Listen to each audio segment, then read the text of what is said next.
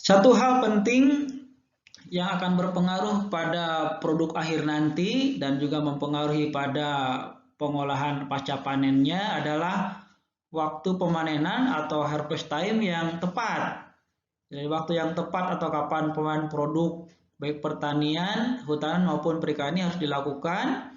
Ini sangat penting sekali karena ini sangat berhubungan dengan fisiologi atau maturity dan nanti nilai ekonomi ya dari produk yang dipanen ya.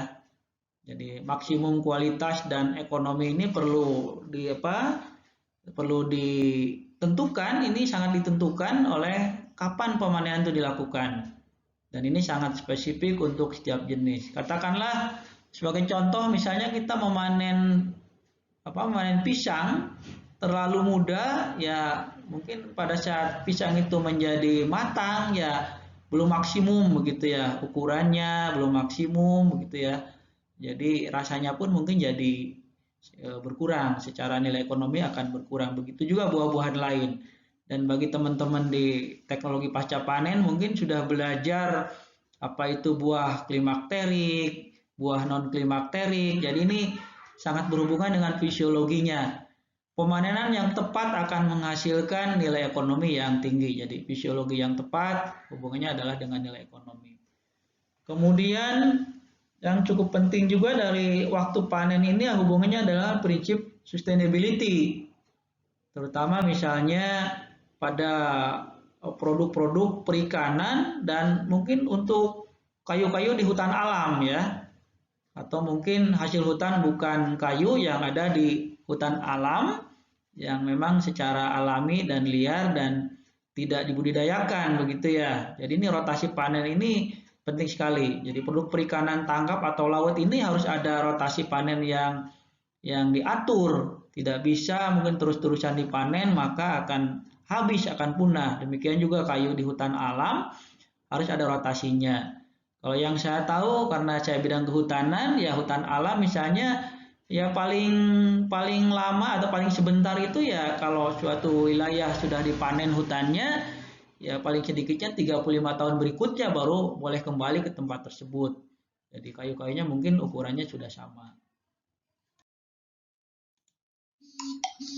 Ini sebagai contoh saja, misalnya kriteria padi yang siap panen, bahwa 95% butir-butir padi dan daun bendera sudah menguning, tangkai padi menunduk karena serat menanggung butir-butir padi yang bertambah berat, kemudian butir padi bila ditekan terasa keras dan berisi. Nah, keterlambatan mungkin terlambat perontokan dan pengeringan akan mengakibatkan butir kuning ya. Jadi ini salah satu contoh dari kriteria padi yang siap dipanen. Ini untuk contoh yang lain, misalnya kematangan tandan kelapa sawit. Ini digambarkan tabel tingkat kematangan tandan kelapa sawit, mulai dari fraksi 00 sampai fraksi ke-6.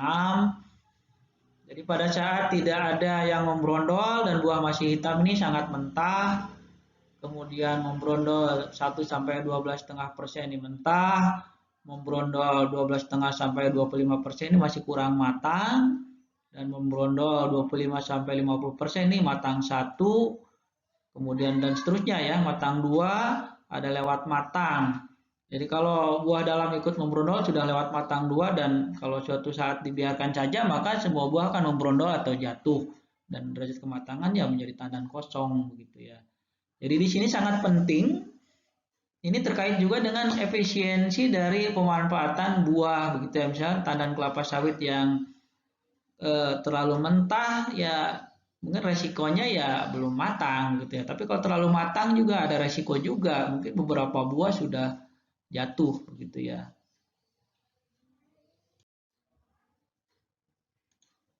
Jadi pada dasarnya setiap produk yang dipanen punya karakteristik sendiri dari kapan dia siap dipanen atau kapan dia matang dan siap dimanfaatkan atau diambil.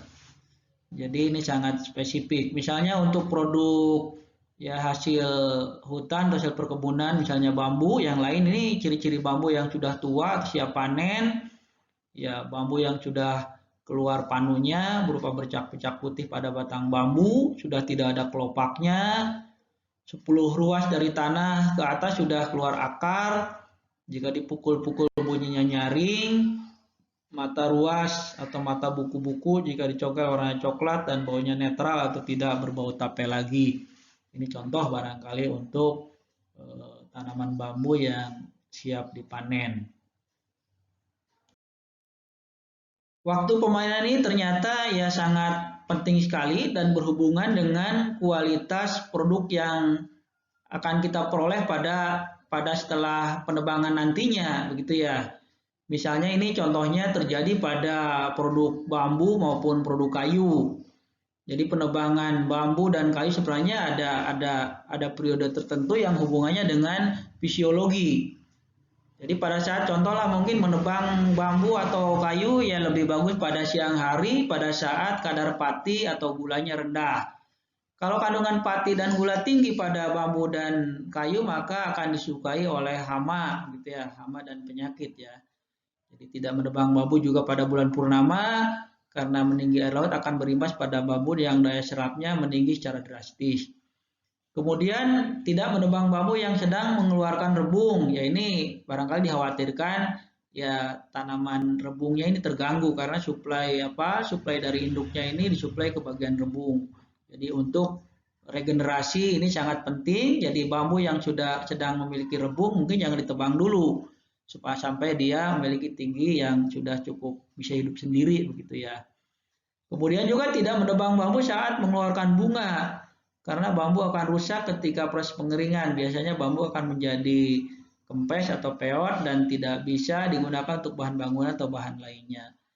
Ya, ini hubungannya juga dengan proses-proses fisiologis pada tumbuhan atau tanaman yang kita ambil. Demikian juga pada kayu, begitu ya.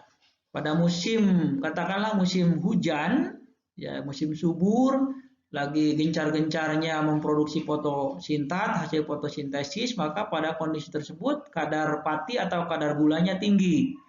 Jadi pada kondisi ini ya tidak diizinkan atau tidak diharapkan dilakukan penebangan. Penebangan untuk bambu dan kayu mungkin alangkah baiknya dilaksanakan pada saat menjelang akhir musim kemarau atau pada musim kemarau.